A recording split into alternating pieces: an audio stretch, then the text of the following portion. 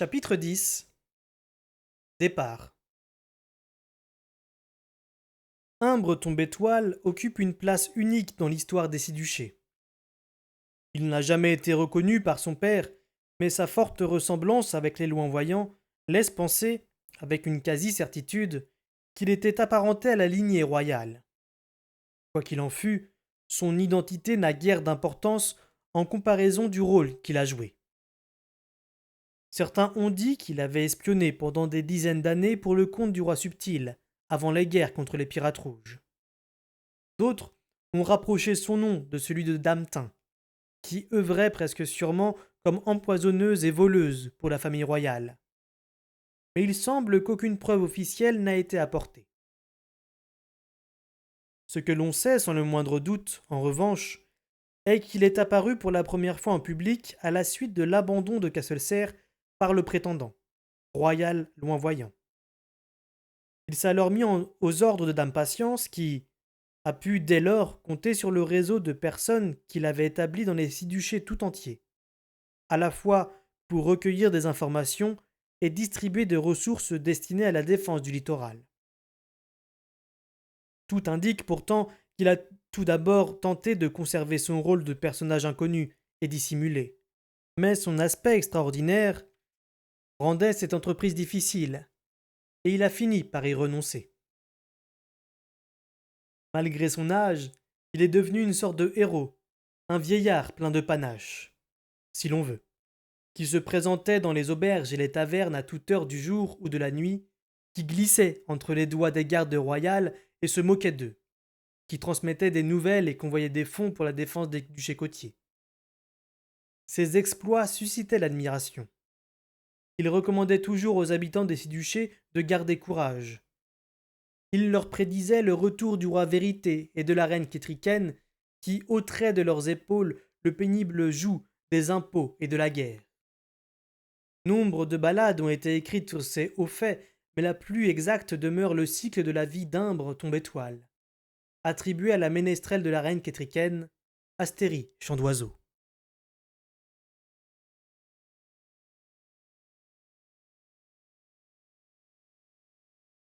Ma mémoire rechigne à évoquer ces derniers jours à Jampe. Une hébétude s'était emparée de moi, à laquelle ni l'amitié ni l'eau-de-vie ne pouvaient rien. Je n'avais plus l'énergie ni la volonté de ne rien faire. Si le destin est une grande vague qui doit m'emporter pour me fracasser contre une muraille sans considération pour mes désirs, eh bien, je choisis de rester les bras croisés. Qu'elle fasse de moi ce qu'elle voudra, déclarai-je un soir au fou avec une grandiloquence un tant soit peu alcoolique. Il ne répondit pas et continua de planter les poils de sa marionnette de loup. Œil de nuit, vigilant mais silencieux, était couché à ses pieds. Quand je buvais, il me fermait son esprit et me signifiait sa répugnance en faisant comme si je n'existais plus. Caudron tricotait dans le coin de l'âtre avec une expression qui oscillait entre la déception et la désapprobation. Imbre était assis sur une chaise à dos droit en face de moi, de l'autre côté de la table. Une tasse de tisane posée devant lui, les yeux froids comme du jade. Je buvais seul, inutile de le préciser, et pour la troisième soirée d'affilée. Je mettais en pratique la théorie de Burich, selon laquelle se saouler ne résout rien, mais rend tolérable l'insupportable. Apparemment, ce principe ne s'appliquait pas à moi. Plus j'étais ivre, moins ma situation me semblait tolérable, et plus je devenais insupportable pour mes amis. La journée avait été extrêmement pénible. Imbre était enfin venu me trouver, pour m'annoncer que Kétriken souhaitait me voir le lendemain matin. J'avais répondu que j'irais, puis, sur l'insistance d'Imbre, j'avais accepté de me rendre présentable. Lavé, rasé, proprement vêtu et sans une goutte d'alcool dans l'estomac. Ce qui n'était pas le cas pour le moment.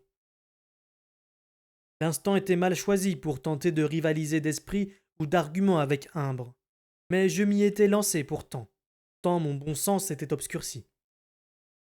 Je lui avais posé des questions sur un ton querelleur et accusateur. Il y avait répondu avec calme. Oui, il avait soupçonné que Molly portait mon enfant. Oui, il avait pressé Burrich de la prendre sous son aile. Burrich avait déjà veillé à ce qu'elle eût de l'argent et un toit. Il avait renâclé à partager son logis, mais quand Imbre lui avait représenté les risques qu'elle encourait, ainsi que son enfant si quelqu'un d'autre découvrait sa situation, il avait fini par céder. Non, il ne m'avait pas averti. Pourquoi? Parce que Molly avait soutiré à Burrich la promesse de ne rien me dire de sa grossesse, et la condition que Burrich avait imposée à Imbre pour la protéger, comme on le lui demandait, avait été qu'il respecte lui aussi cette promesse. À l'origine, Burrich avait espéré que je déduirais tout seul le motif de la disparition de Molly. Il avait également confié à Imbre qu'une fois l'enfant né, il se considérerait comme libéré de sa parole et m'annoncerait non que Molly était enceinte, mais que j'avais un enfant. Malgré mon état, je m'étais fait la réflexion que Burrich, en cette occasion, avait dû puiser dans ses ultimes réserves de tortuosité d'esprit, et une partie de moi-même avait apprécié son amitié pour moi, si profonde qu'il avait négocié sa promesse. Mais quand il avait voulu m'avertir de la naissance de ma fille, il n'avait trouvé qu'un cadavre. Il était aussitôt rentré en serre et avait confié la nouvelle à un maçon qui l'avait transmise à un confrère, et ainsi de suite, jusqu'à ce qu'Imbre retrouve Burrich sur les quais de pêche. Il n'arrivait ni l'un ni l'autre à y croire. Burrich était incapable d'accepter le fait que tu étais mort. Quant à moi, je ne comprenais pas pourquoi tu étais resté dans la chaumière. J'avais laissé à mes guetteurs tout le long de la route du fleuve la consigne de surveiller ton passage. Car j'avais la certitude que tu ne chercherais pas à gagner Terrillville, mais au contraire, que tu te mettrais immédiatement en route pour les montagnes. Malgré tout ce que tu avais enduré, je restais convaincu de ta loyauté. C'est ce que j'avais dit à Burrich la nuit de mon départ. Qu'il fallait te laisser seul afin de te permettre de décider où allait ta fidélité. J'avais parié avec lui que, livré à toi-même, tu irais tout droit retrouver vérité, telle une flèche décochée. C'est ce qui nous a le plus atterrés, je pense, que tu sois mort là, où nous t'avions laissé, et non sur le chemin qui menait à ton roi. Eh bien, déclarai-je avec la lourde suffisance de l'ivrogne, vous vous trompiez tous les deux. Vous croyez me connaître par cœur? Vous croyez avoir fabriqué un instrument incapable de contrarier vos desseins, hein? Mais je suis pas mort dans la chaumière, et je ne suis pas non plus allé à la recherche de mon roi. Je suis parti tuer Royal, pour moi seul. Je me radossai, les bras croisés, puis me redressai soudain à cause de ma blessure. Pour moi, répétai-je. Pas pour mon roi, ni pour Serre, ni pour aucun des 6 duchés. Pour moi. Je suis allé le tuer pour moi tout seul. Imbre continua de me regarder sans répondre. Mais, de son coin de l'âtre, où elle se balançait, Caudron dit d'un ton empreint d'une satisfaction béate. Les écrits blancs l'annoncent. Il aura soif du sang de son propre sang, et sa soif jamais ne sera étanchée. Le catalyseur désirera en vain foyer et enfants, car ses enfants seront ceux d'un autre, et celui d'un autre le sien. Nul ne peut me forcer à réaliser ces prophéties, braillai-je. Qui les a écrites d'abord? Caudron se balança sans rien dire. Et c'est le fou qui répondit, d'un ton mesuré, sans lever les yeux de son ouvrage. C'est moi. Dans mon enfance, à l'époque de mes rêves. Je ne te connaissais pas, sauf dans mes songes. Vous êtes condamné à les réaliser, ajouta Caudron avec douceur. Je reposai brutalement ma timbale sur la table. Plutôt crever! Hurlai-je. Nul ne sursauta, ni ne réagit. Dans un éclair terrible de lucidité, j'entendis la voix du père de Molly, affalé dans son coin près de sa cheminée. Fille maudite! Molly avait tressailli, mais ne lui avait pas prêté davantage attention. Elle savait qu'on ne raisonne pas avec un ivrogne. Molly, gémis-je soudain, et je laissai tomber ma tête sur mon bras pour pleurer à chaudes larmes. Au bout d'un moment, je sentis les mains d'Imbre se poser sur mes épaules. Allons, mon garçon, tout ça ne te mène nulle part. Va te coucher. Demain, tu dois te présenter devant ta reine. Il s'exprimait avec beaucoup plus de patience que je n'en méritais, et je mesurais alors toute la grossièreté dont j'avais fait preuve. Je m'essuyai les yeux avec ma manche et relevai la tête. Sans résister, je laissai Imbre me mettre debout et m'entraîner vers le lit de camp. Je m'y assis, puis vous étiez au courant. Vous étiez au courant depuis le début. Au courant de quoi me demanda-t-il d'un ton las. De toutes ces histoires de catalyseurs et de prophètes blancs. Il poussa un soupir. Je ne sais rien de tout cela, mais c'est vrai. Je n'ignorais pas qu'il existait des textes à ce sujet. N'oublie pas que la situation des Six-Duchés était beaucoup plus calme avant que ton père abdique. Pendant de longues années, après m'être retiré dans ma tour, je suis resté souvent plusieurs mois sans avoir à me mettre au service de mon roi. Et j'avais amplement le temps de lire et de multiples sources pour me procurer des manuscrits. C'est ainsi que je suis tombé sur des récits et des documents venus de l'étranger, qui traitaient d'un catalyseur et d'un prophète blanc. Sa voix s'adoucit comme s'il ne tenait plus compte de la colère qui sous-tendait ma question. C'est seulement après que le fou est entré à Castelserre et que j'ai découvert, par des moyens discrets, qu'il s'intéressait fort à ces textes, que ma curiosité a été piquée. Toi-même, tu m'as dit une fois qu'il t'avait appelé catalyseur. J'ai donc commencé à me poser des questions. Mais, à la vérité, je n'accorde que peu de foi aux prophéties en général.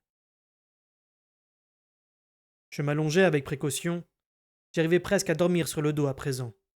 Mais je roulais néanmoins sur le côté, ôtais mes bottes du bout des pieds et tirais une couverture sur moi.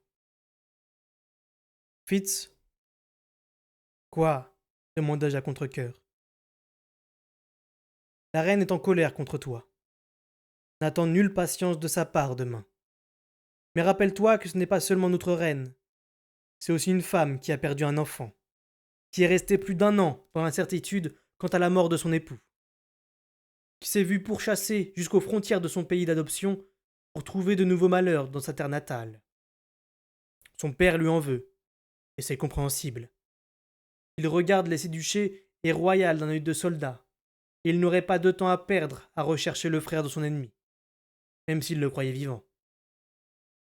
Cédric est seul, plus affreusement seul que nous ne pouvons l'imaginer, toi et moi. Aussi, aie de l'indulgence pour la femme et du respect pour ta reine. Il se tut, l'air gêné. Tu en auras besoin. Je ne puis guère t'aider dans la circonstance. Il poursuivit dans la même veine, je crois, mais j'avais cessé de l'écouter, et la houle du sommeil m'engloutit bientôt. Il y avait quelque temps que les songes d'art n'étaient pas venus me troubler, peut-être parce que ma faiblesse physique repoussait mes rêves de bataille, ou bien parce que la garde constante que je montais contre le clan de Royal leur interdisait l'accès à mon esprit.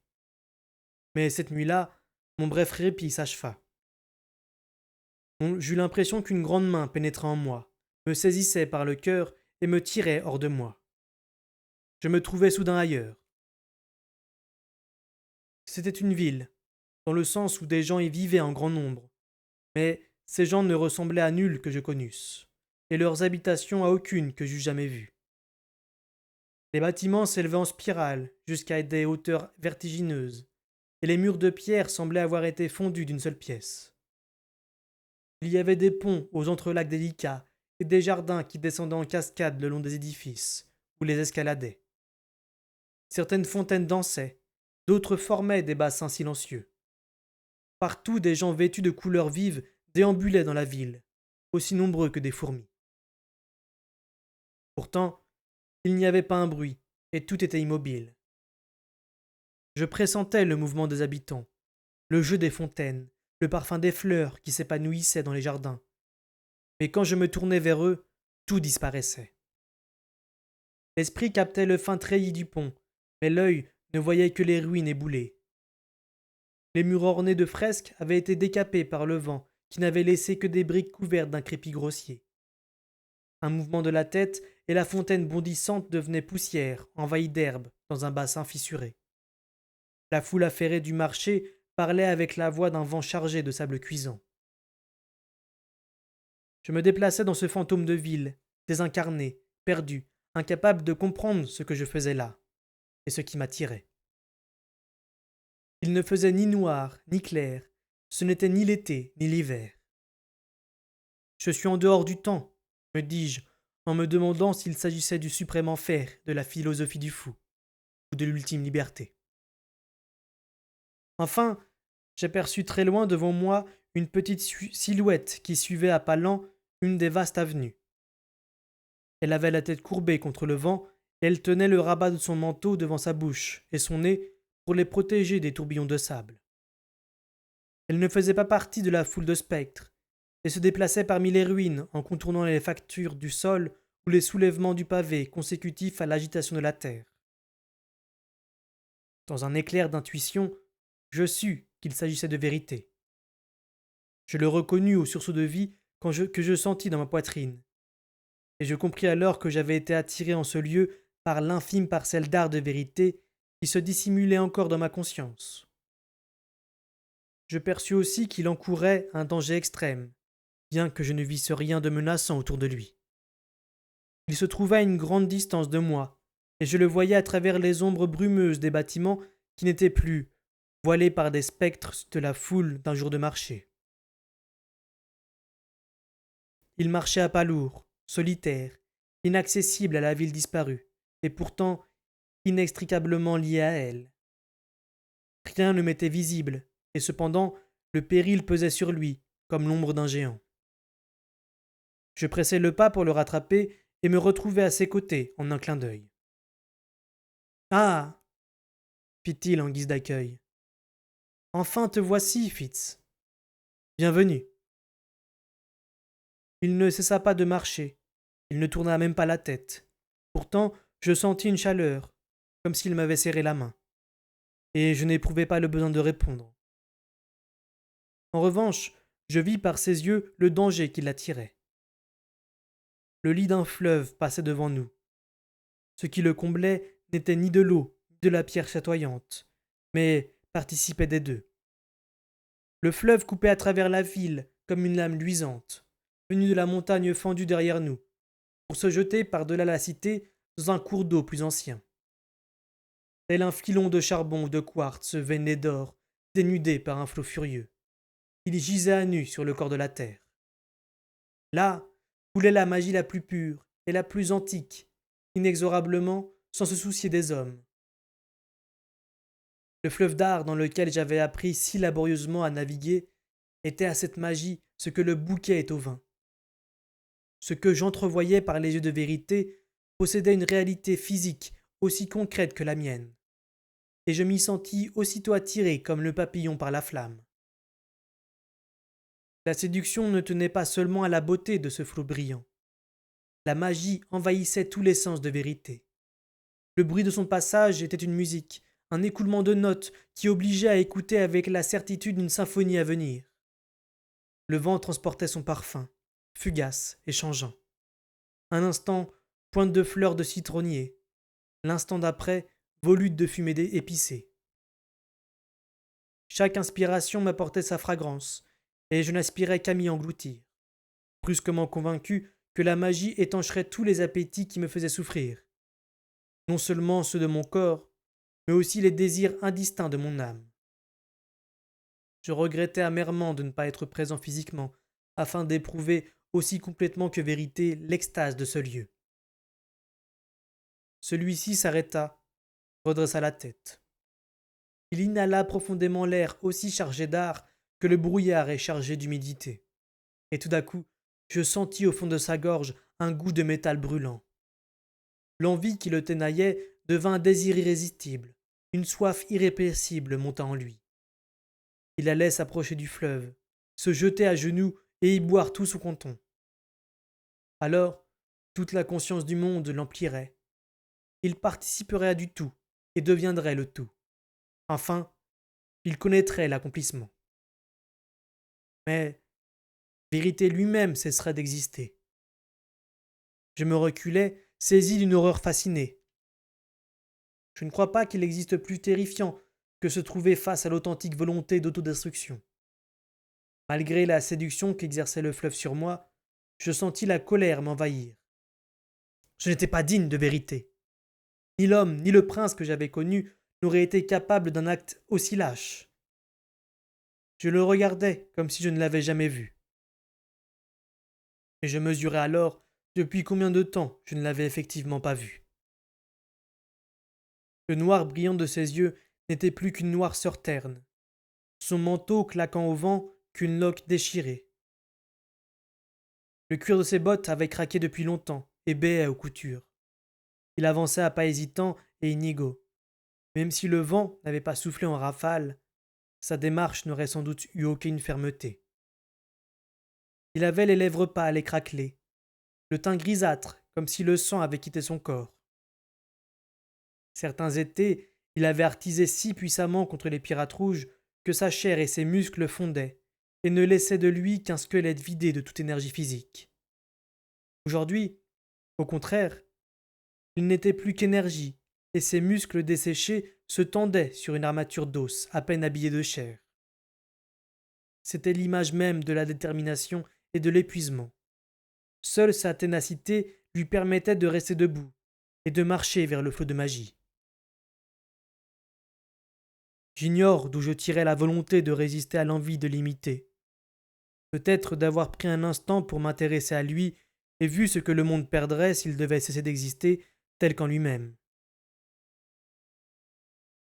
D'où que me vint cette force. Je l'opposais à la sienne. Je me jetai sur son chemin, mais il passa à travers moi. Je n'existais pas en ce lieu. Vérité! Je vous en supplie! Arrêtez-vous! Attendez! Je me précipitai sur lui, plume déchaînée dans le vent. Peine perdue. Il ne s'arrêta même pas. Quelqu'un doit s'en charger, murmura-t-il. Crois pas plus loin, il ajouta. Pendant quelque temps, j'ai espéré que ce ne serait pas moi. Mais j'ai retourné la question en tous sens. Qui, alors? Il tourna vers moi ses yeux de braise éteintes. Je n'ai pas trouvé de réponse. Il faut que ce soit moi. Vérité, arrêtez-vous! Dis-je d'un ton implorant. Mais il continua d'avancer, sans se presser, sans traîner, simplement du pas d'un homme qui a mesuré la distance entre son but et lui, et qui a amassé la force voulue. Il aurait la résistance nécessaire pour aller jusqu'au bout. Je m'écartai légèrement en sentant mon énergie refluer. L'espace d'un instant, je craignis de le perdre en étant rappelé dans mon corps endormi. Puis, je pris conscience d'un péril tout aussi imminent. Si longtemps lié à lui au point d'être encore aujourd'hui attiré vers lui. Je risquais de me noyer en même temps que lui dans cette veine de magie. Si j'avais possédé un corps en ce royaume, je me serais sans doute accroché à quelques points d'attache physique et m'y serais cramponné. Mais, tout en suppliant Vérité de m'écouter, je manquerais de la seule façon qui me vint à l'esprit. Je tendis mon art vers tous ceux dont l'existence était liée à la mienne. Molly, ma fille, Imbre, le fou, Buriche et Kétriken. Je n'avais de véritable lien d'art avec aucun d'entre eux, si bien que ma prise était des plus ténues, et amoindrie encore par ma terreur que Guillot, Carode ou même Ronce me repèrent. J'eus l'impression que ma réaction ralentissait Vérité. Par pitié, attendez, dis-je. Non, chuchota-t-il. N'essaye pas de me dissuader, Fitz. Je dois le faire.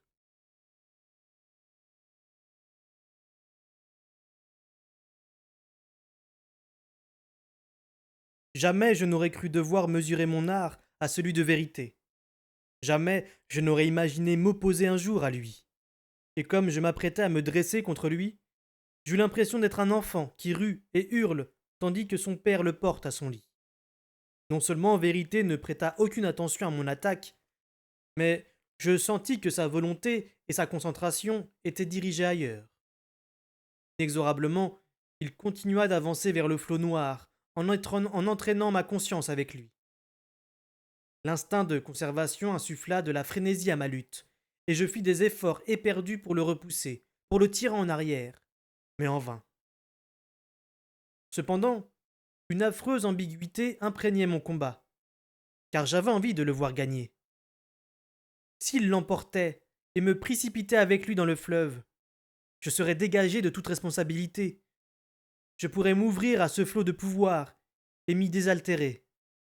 Ce serait la fin de mes tourments, tout au moins un répit. Comme j'étais là des doutes et des remords, des devoirs et des dettes. Si vérité m'entraînait dans ce fleuve d'art, je pourrais enfin rendre les armes sans déshonneur. Vint l'instant où nous nous tînmes au bord de ce flux iridescent de pouvoir. Je le contemplais par les yeux de vérité, comme coupé au couteau.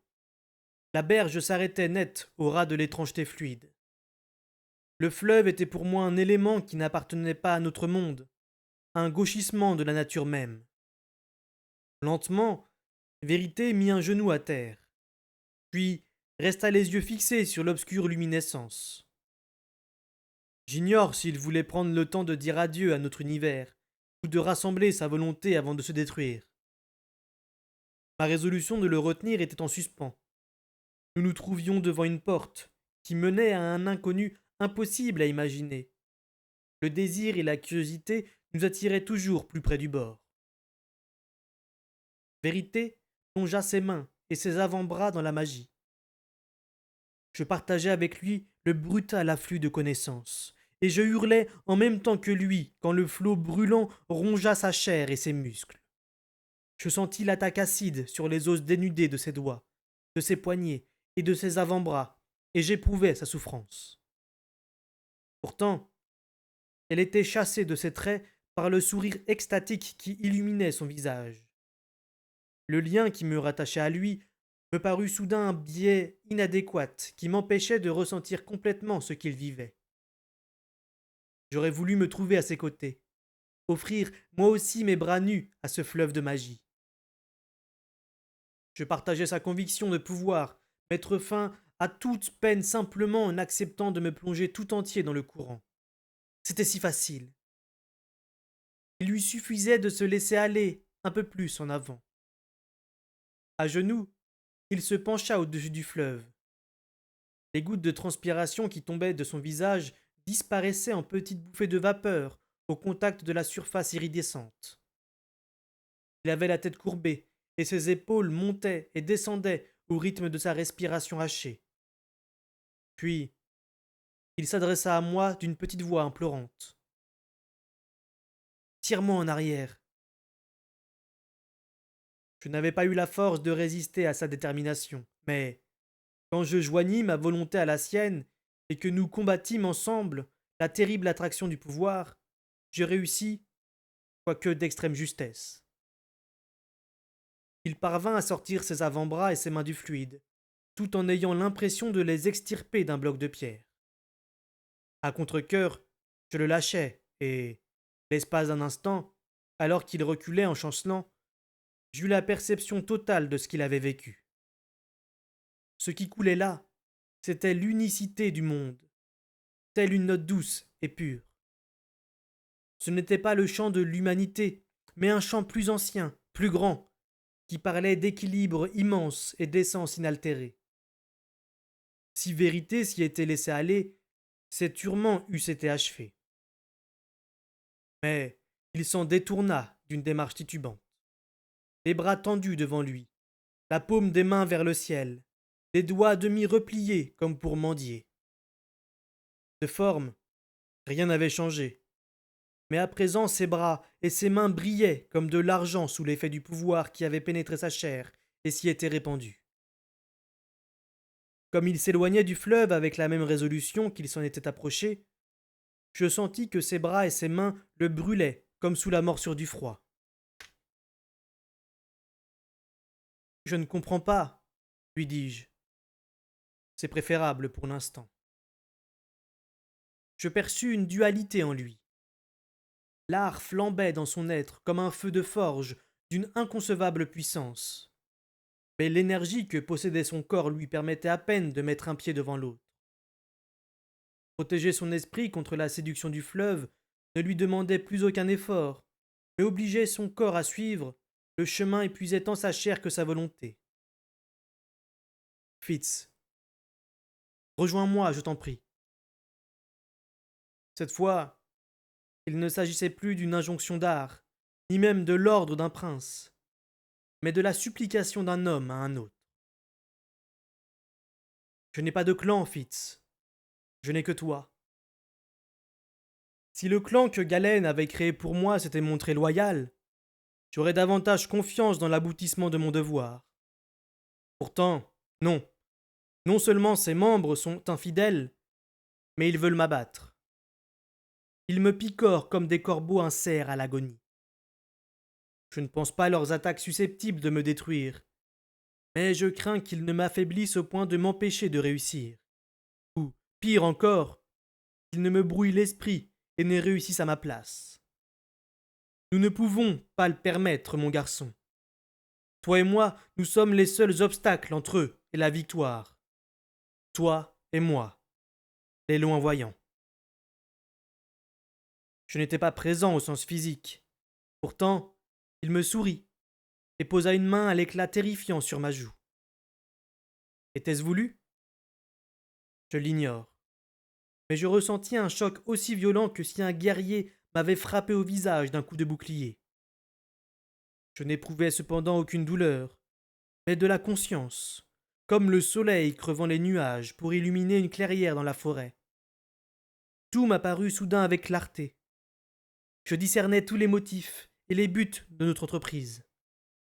Et je compris avec une terrible lucidité pourquoi je devais suivre la route tracée devant moi. Puis, tout s'effaça, et je tombai dans l'obscurité, réduit à rien. Vérité avait disparu, et ma compréhension avec. Mais, l'espace d'un bref instant, j'en avais eu un aperçu total. Il n'y avait désormais plus que moi, si minuscule que je ne pouvais exister qu'en m'accrochant de toutes mes forces. Je m'accrochais donc. À un monde de distance, j'entendis Astéris exclamer effrayé. Qu'est-ce qu'il a? Et Imbre répondre d'un ton bourru. Ce n'est qu'une crise. Il en a de temps en temps. La tête, fou! Tenez-lui la tête, ou il va se fracasser le crâne. Je sentis vaguement des mains m'agripper et m'empêcher de bouger. Je m'en remis à leurs soins et sombrai dans les ténèbres. Je repris plus ou moins connaissance un peu plus tard. J'en garde peu de souvenirs. Le fou me redressa et me soutint la tête afin que je puisse boire à une timbale qu'Imbre, l'air soucieux, portait à mes lèvres. L'amertume familière de l'écorce elfique me fit faire la grimace. J'entrevis Caudron, debout à côté de moi, qui m'observait, la libe désapprobatrice. Astérie se tenait en retrait, les yeux agrandis comme ceux d'un animal acculé, n'osant pas s'approcher de moi. Ça devrait le remettre sur pied, dit Imbre, tandis que je m'enfonçais dans un profond sommeil. Le lendemain matin, je me levai tôt, malgré ma migraine, et j'ai décidé d'aller au bain. Je sortis de la maison si discrètement que le fou ne se réveilla même pas. En revanche, Œil de Nuit me suivit sans bruit. Où es-tu allé la nuit dernière? Me demanda-t-il. Mais je ne sus que répondre, et il perçut ma réticence à y songer. Bon, je vais chasser, m'informa-t-il d'un ton guindé. Je te conseille de ne boire que de l'eau aujourd'hui. J'acquiesçai humblement. Il me laissa à la porte de la maison de bain. À l'intérieur, je fus accueilli par la forte odeur minérale que dégageait l'eau bouillonnante montée des entrailles de la terre. Les montagnards la captaient dans de vastes bassins, puis la répartissaient par divers tuyaux dans des cuves qui permettaient à chacun de choisir la chaleur et la profondeur désirée. Je me lavais dans l'une d'elles, puis m'immergeais dans l'eau la plus chaude que je pusse supporter, en essayant de ne pas me rappeler la brûlure de lard sur les avant-bras de Vérité. J'en ressortis rouge comme un crabe bouilli. À l'extrémité la plus fraîche de la maison des bains se trouvaient plusieurs miroirs. dans lequel je m'efforçais de ne pas me voir tout en me rasant. Mes traits m'évoquaient trop vivement ceux de vérité. Ils avaient perdu un peu de leurs émaciations au cours de la semaine passée, mais ma mèche blanche avait repoussé, encore plus visible quand je me coiffais en queue de guerrier. Je n'aurais pas été étonné de distinguer l'empreinte de la main de vérité sur mon visage, ni de découvrir que ma balafre avait disparu et que mon nez s'était redressé, tant son contact m'avait impressionné. Mais, au contraire, la pâleur de la cicatrice que Royal m'avait laissée ressortait encore davantage sur ma peau rougie par la vapeur, et l'état de mon nez ne s'était pas amélioré. Je ne portais aucune marque de ma rencontre de la nuit. Mon esprit ne cessait de revenir sur cet instant où j'avais touché le pouvoir le plus pur. J'avais beau faire, je n'arrivais pas à me rappeler complètement cette expérience absolue dont il n'était possible de retrouver, comme la douleur ou le plaisir, qu'un pâle souvenir. Je savais que j'avais éprouvé quelque chose d'extraordinaire. Les délices de l'art, contre lesquels on mettait en garde tous les pratiquants, n'étaient qu'une petite braise comparée au brasier de savoir, de sensations et d'essence que j'avais brièvement connu la nuit précédente. Cela m'avait changé. La colère que je nourrissais envers Kétriken et Imbre s'était dégonflée. L'émotion était encore là, mais je n'étais plus en mesure de lui insuffler toute sa force.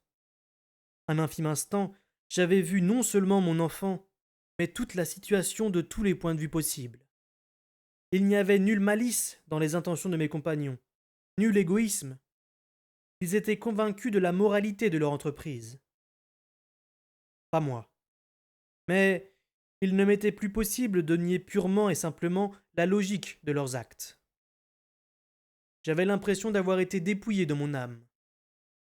Ils allaient nous prendre notre enfant, à Molly et à moi, et pourtant, si je pouvais abhorrer leurs gestes, je ne pouvais plus diriger cette colère contre eux. Je secouai la tête et revins au présent. Je contemplais mon image dans le miroir, en me demandant comment Kétriken allait me considérer. Verrait-elle en moi le jeune homme toujours attaché au talon de vérité qui l'avait si souvent servi à la cour? Bien, examinerait-elle mon visage marqué et songerait qu'elle ne me connaissait plus, que le Fitz d'autrefois n'était plus? Elle savait en tout cas comment j'avais gagné ces cicatrices. Ma reine ne devrait donc pas s'en étonner. Qu'elle juge seule qui se trouvait derrière ces balafres.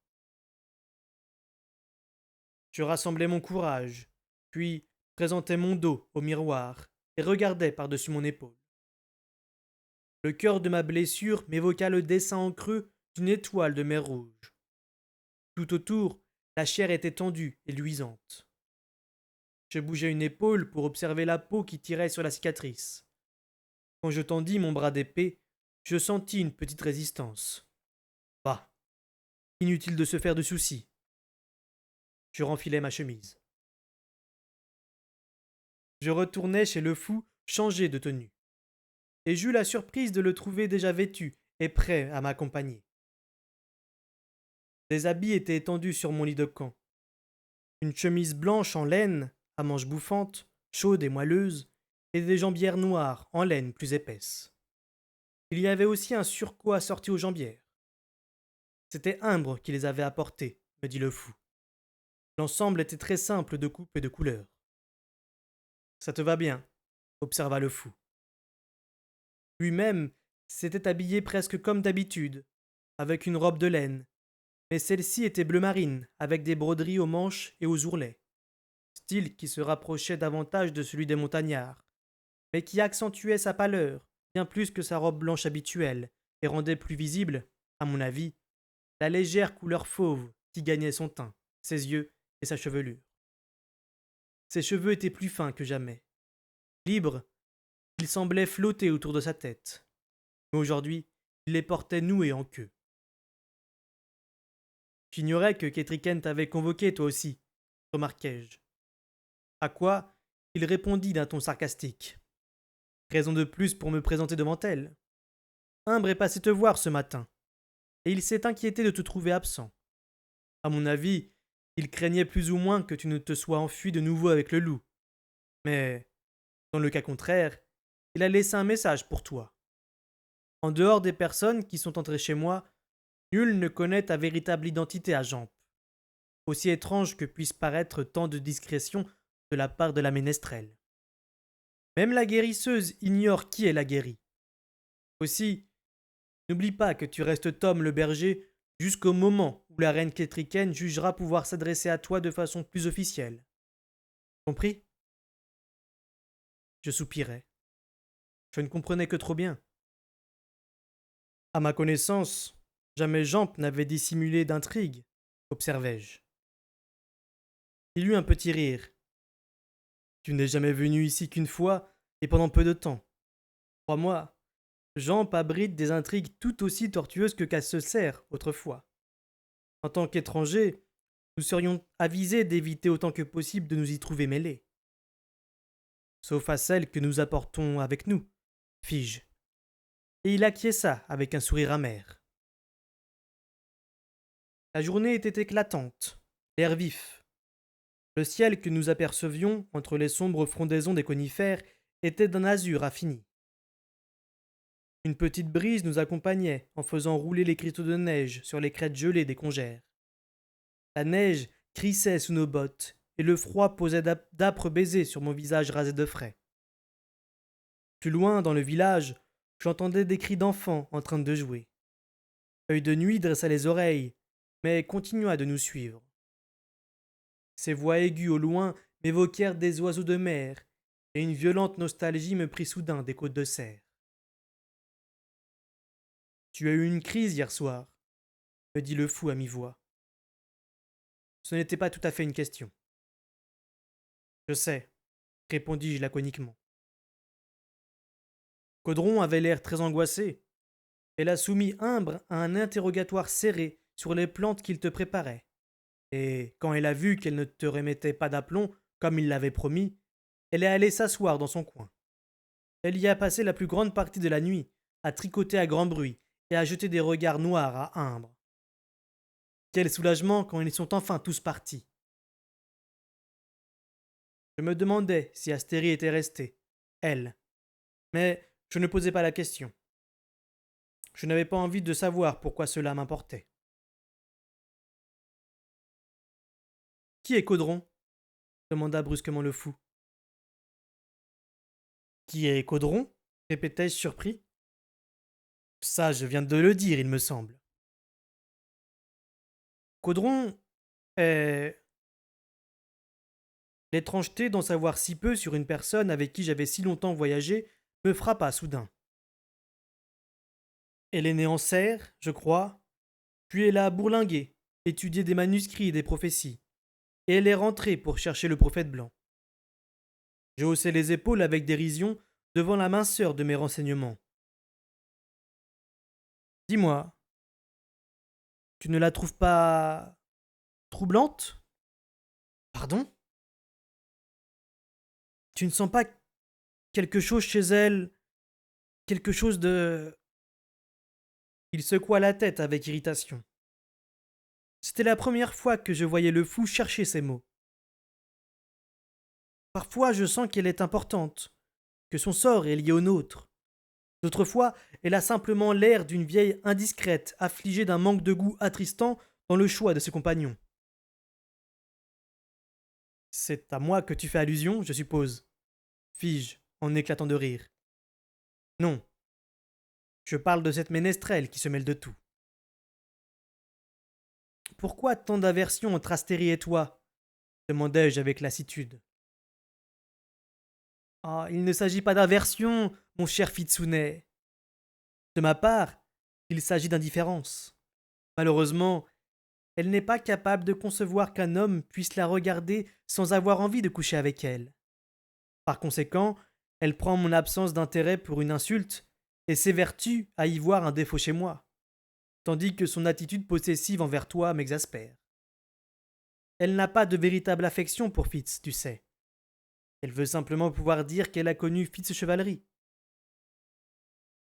Je gardai le silence. Je craignais qu'il n'eût raison. Sur ces entrefaites, nous arrivâmes au palais de Jamp. je n'aurais pu imaginer construction plus éloignée du style de Castelserre. Il paraît que les bâtiments de la capitale doivent leur aspect aux tentes en forme de dôme qu'utilisaient encore quelques tribus nomades. De fait, certaines maisons parmi les plus petites rappellent encore assez des tentes pour ne pas me sembler aussi surprenantes que le palais. L'arbre vivant qui en constituait le maître pilier se dressait, immense, au-dessus de nous, et d'autres arbres de moindre stature avaient été patiemment guidés pendant des années pour servir d'appui au mur. Une fois cette armature créée, on l'avait gracieusement drapée de nattes d'écorce qui formaient la base des murs doucement incurvés. Crépies d'une sorte d'argile, puis peintes de couleurs vives, les constructions m'évoquaient toujours des boutons de tulipes ou des chapeaux de champignons. Et, malgré ses vastes dimensions, le palais avait une apparence organique, comme s'il avait poussé dans l'humus fertile de la vieille forêt qui l'abritait. Ses proportions seules en faisaient un palais, car on n'y voyait aucun signe de sa fonction, ni bannière, ni gardes royaux devant les portes.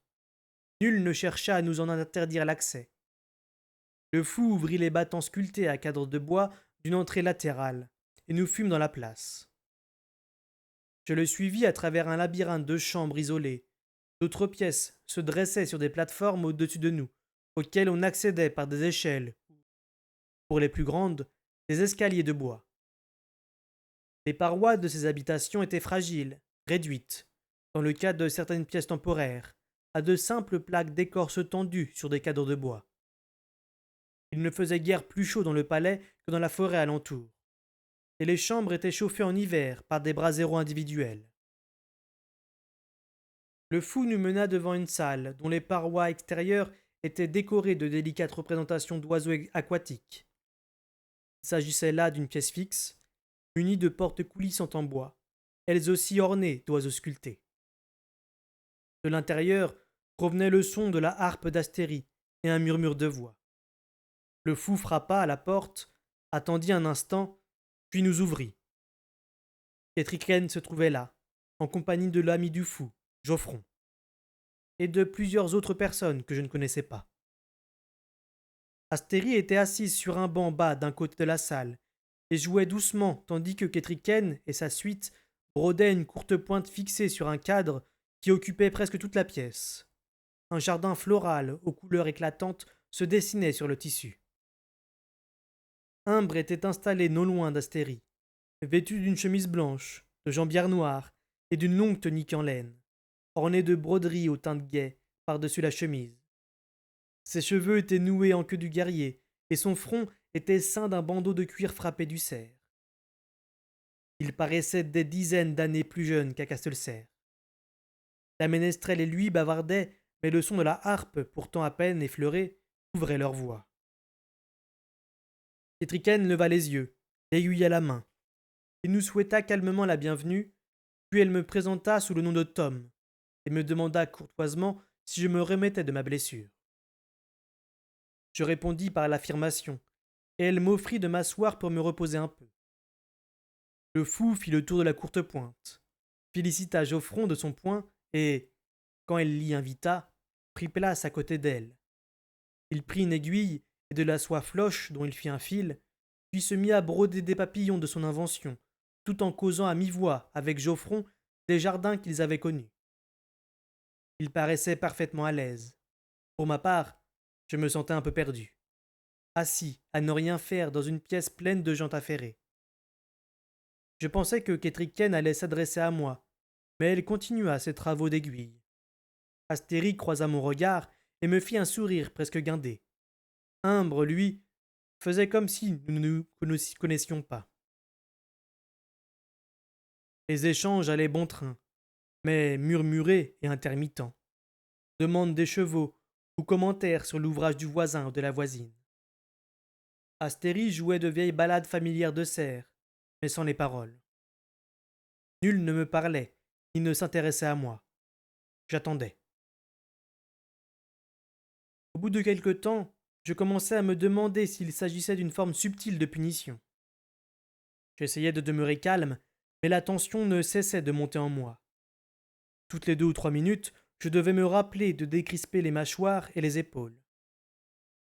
Il me fallut un moment pour noter chez Ketriken les signes d'une semblable anxiété.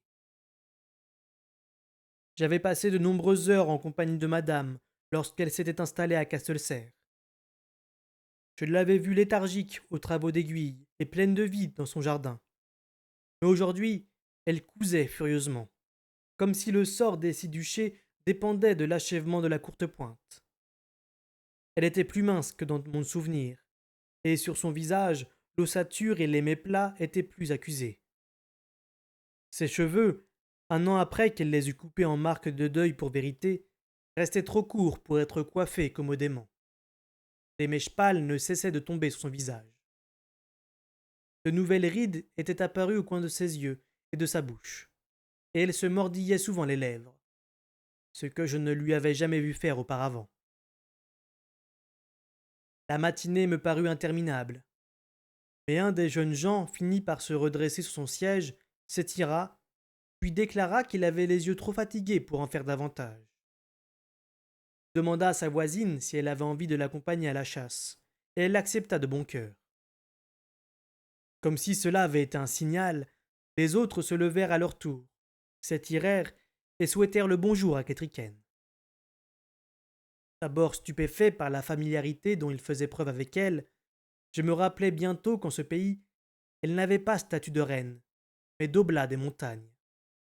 Son rôle n'était pas pour son peuple celui d'un gouvernant, mais d'un guide et d'un coordinateur. Son père, le roi Ayod, portait le titre d'oblat et se devait d'être toujours et sans égoïsme aucun disponible pour aider son peuple de toutes les façons possibles. C'était une position moins honorifique que la royauté de Serre, mais qui attirait davantage d'affection. N'ayant rien de mieux à faire, je me demandais s'il n'aurait pas mieux convenu à vérité de devenir le roi consort de ce pays. Fitz chevalerie. Je levai les yeux à l'appel de Ketriken. Il ne restait plus dans la pièce qu'elle-même, Astérie, Imbre, le fou et moi. Je faillis regarder Imbre pour lui demander conseil, mais je me rappelai à temps qu'il m'avait comme exclu. Je devais me débrouiller seul. Au ton de Ketriken, c'était une audience officielle. Aussi me levai-je et m'inclinai-je rapidement. Ma reine, vous m'avez convoqué. Expliquez-vous. Le vent qui soufflait dehors était moins polaire que sa voix. Je croisai son regard, bleu de glace. Je baissai les yeux et pris une inspiration. Dois-je vous rendre compte, ma reine? Si cela peut faire connaître les raisons de vos manquements, oui. J'en restai bouche bée. Je la regardai, mais rien ne passa entre nous. Toute trace d'enfant avait disparu de Ketriken, comme les impuretés du fer disparaissent au feu et au marteau de la forge. Elle ne semblait plus éprouver quoi que ce fût pour le neveu bâtard de son époux. Elle trônait devant moi, en tant que reine et juge, non en tant qu'amie. Je fus surpris de la peine aiguë que j'en éprouvais. Oubliant mon bon sens, je ne pus m'empêcher de répondre d'un ton froid. Je m'en remets là-dessus, au discernement de ma reine. Elle se montra impitoyable. Elle me fit débuter mon récit non à ma mort, mais plusieurs jours auparavant, au moment où nous avions commencé à comploter l'enlèvement du roi subtil pour le mettre hors de portée de Royal. Je dus avouer que les ducs côtiers m'avaient proposé de me reconnaître comme roi servant à la place de Royal. Puis, je dus lui révéler que, tout en refusant leur offre, j'avais promis de faire front avec eux en prenant le commandement de Castelserre afin d'assurer la protection de la côte de Serre. Imbre m'avait averti un jour que cette promesse constituait presque en soi une félonie. Mais j'étais là de tous mes secrets, et je les exposais sans me ménager. Plus d'une fois, je regrettais la présence d'Astérie, car je redoutais d'entendre mes propres paroles reprises dans une chanson qui me dénigrerait. Cependant, si ma reine la jugeait digne de confiance, ce n'était pas à moi de la contredire. Je poursuivis donc péniblement sur la piste des jours. Elle apprit la mort du roi subtil dans mes bras. l'égorgement de Sereine et la chasse que j'avais donnée à Justin, avant de l'assassiner devant toute l'assemblée de la grande salle. Quand j'en arrivai à mon séjour dans les cachots de Royal, elle ne fit preuve d'aucune pitié. Il m'a fait rouer de coups, privé de nourriture, et j'aurais péri si je n'avais pas feint la mort, dis-je. Mais cela ne suffit pas à Ketriken. Je n'avais raconté à personne, pas même à Buriche, tout ce que j'avais vécu à cette période. Je m'armai de courage et me lançai, mais, au bout d'un moment, ma voix se mit à trembler, puis à hésiter. Je regardai le mur derrière Ketriken, repris mon souffle et poursuivis. Mes yeux se posèrent un peu plus tard sur la reine, et je vis qu'elle était devenue blême. Enfin, je cessai de penser aux événements que décrivaient mes propos, et j'entendis ma propre voix relater sans passion tout ce qui m'était arrivé. Quand je mentionnai que j'avais artisé vérité depuis ma cellule, Ketriken eut un petit hoquet. En dehors de cela, il régnait un silence absolu dans la pièce. Une fois, mes yeux se portèrent sur Imbre. Il était assis dans une immobilité de cadavre, les mâchoires crispées, comme s'il endurait quelque tourment intérieur. Je continuai mon récit, évoquai, sans y adjoindre de jugement, ma résurrection par Imbre et Buriche, la magie du vif qui avait rendu la chose possible et les jours qui suivirent.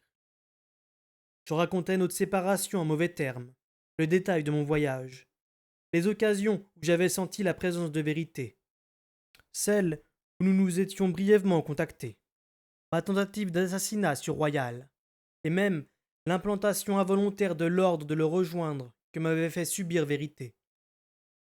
Ma gorge et ma bouche s'asséchaient, et ma voix devenait de plus en plus rauque à mesure qu'avançait mon compte-rendu. Mais je ne me tus qu'après avoir fini de décrire le dernier trajet, qui m'avait amené, titubant, à Jamp. Alors, je restai debout devant Ketriken, vide, épuisé.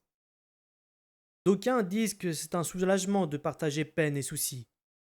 Pour moi, il n'y avait eu nulle catharsis, seulement l'exhumation de souvenirs pourrissants, la mise à nu de blessures qui suppuraient encore.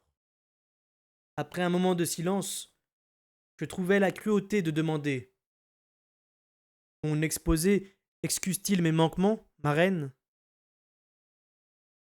Si j'avais cru lui déchirer le cœur, j'avais échoué là aussi. Vous n'avez pas parlé de votre fille, fit ce chevalerie. C'était exact.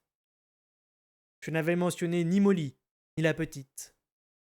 La peur me pourfendit telle une épée de glace. Je n'ai pas considéré qu'elle faisait partie de mon compte-rendu. Il le faut pourtant, c'est évident, répondit Ketriken, implacable. Par un effort de volonté, je parvins à croiser son regard. Elle se tenait les mains crispées l'une sur l'autre. Tremblait-elle? Avait-elle à l'avance des remords de ce qu'elle allait dire? Je ne pus en décider. Étant donné son lignage, elle fait bien plus que faire partie de notre discussion. Dans l'idéal, elle devrait se trouver parmi nous, où il nous serait possible de garantir, dans une certaine mesure, la sécurité de l'héritière des loin-voyants. Je m'imposais le calme. Ma reine, c'est à tort que vous la désignez ainsi. Ni elle, ni moi n'avons aucun droit au trône. Nous sommes tous deux illégitimes. Ketriken secoua la tête.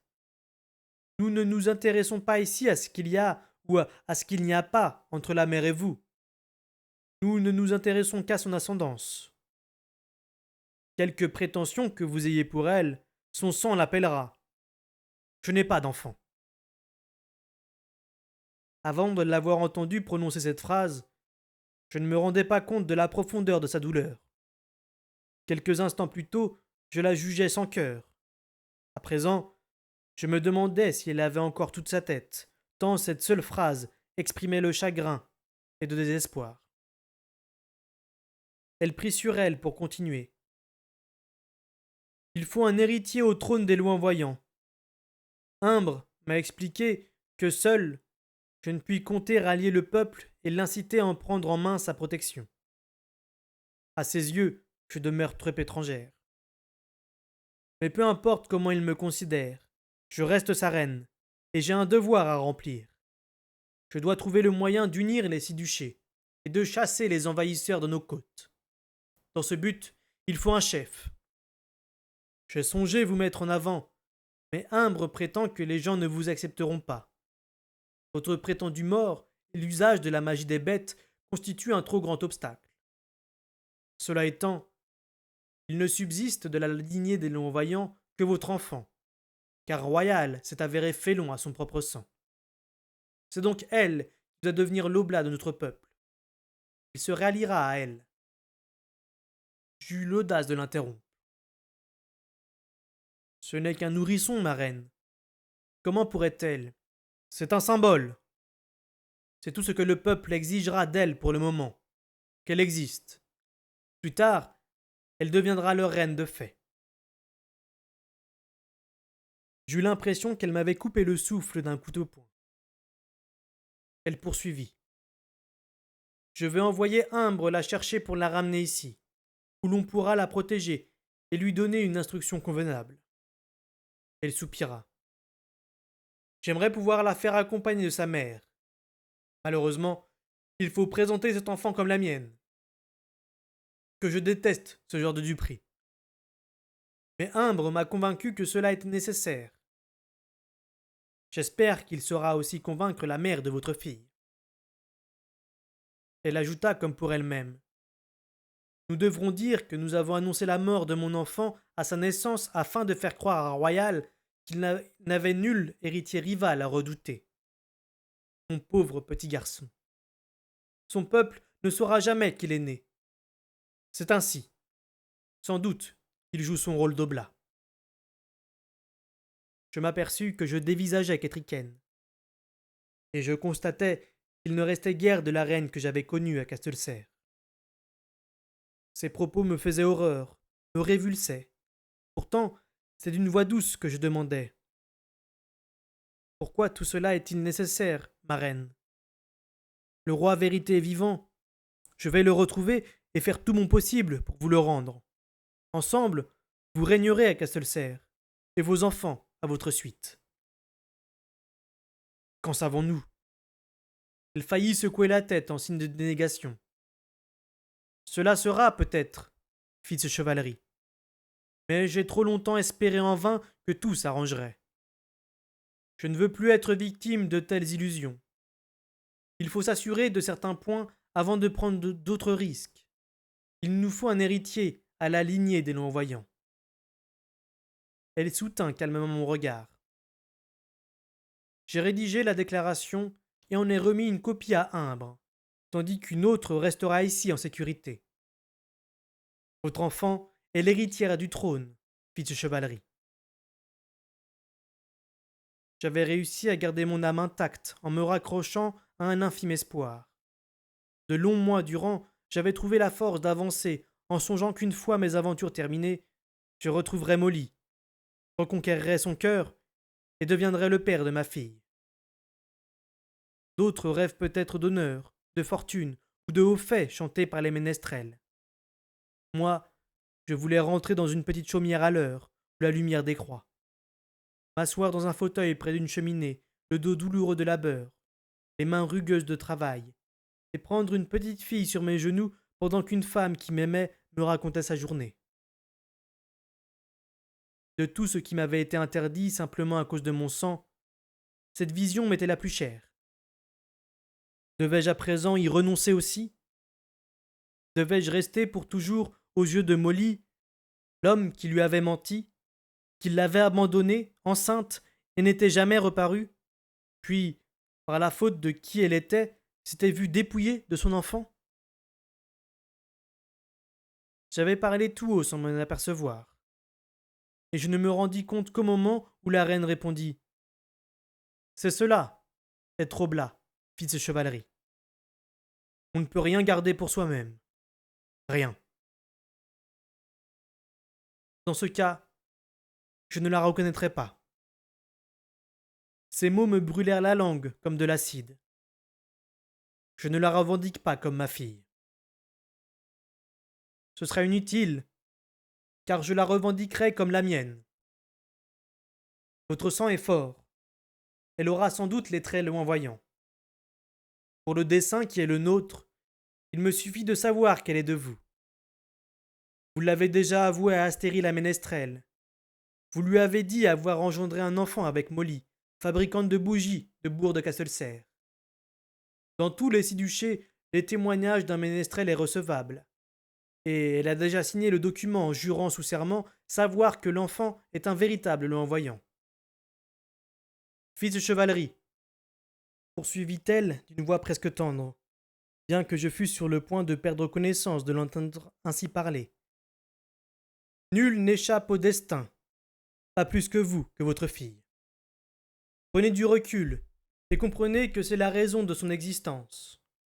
Quand toutes les circonstances conspiraient à refuser un héritier à la lignée des Longs-Voyants. Il en a pourtant été créé un, par vous, accepté et supporté.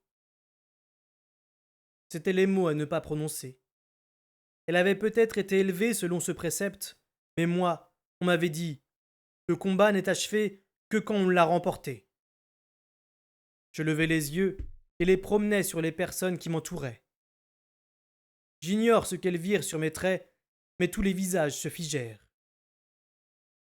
Je puis trouver vérité, déclarai-je à mi-voix, et je le trouverai. Nul ne dit mot.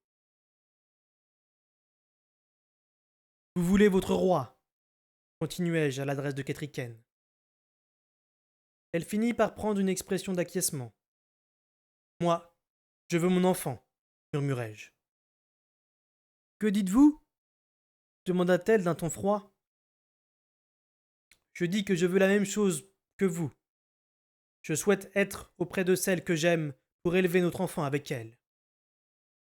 Je croisai son regard. Dites-moi que c'est possible. Je n'ai jamais rien désiré d'autre. Elle planta ses yeux dans les miens. Je ne puis vous faire cette promesse, fils de chevalerie. Cette enfant est trop importante pour la laisser accaparer par la simple infection. Ces propos sonnèrent à mes oreilles comme totalement absurdes et parfaitement exacts à la fois. J'inclinai la tête, mais ce n'était pas un signe d'assentiment. Les yeux fixés sur un trou du plancher, je cherchais d'autres alternatives, d'autres moyens. Je sais ce que vous allez me dire, fit Kétriken d'un ton amer. Que si je m'approprie l'enfant pour le trône, vous ne m'aiderez pas à chercher vérité. J'ai longuement réfléchi, sachant que cette décision m'interdirait votre appui. Je suis prête à me mettre seule en quête de lui. Je possède la carte. Et je finirai bien par Kétriken. J'avais prononcé son nom à mi-voix en omettant involontairement son titre. Elle en resta saisie. Je secouai lentement la tête. Vous ne comprenez pas. Si Molly se trouvait devant moi avec notre fille, je devrais encore chercher mon roi, quoi qu'on me fasse, quel que soit le tort qu'on m'inflige. Je dois chercher vérité. À ces mots, les visages changèrent.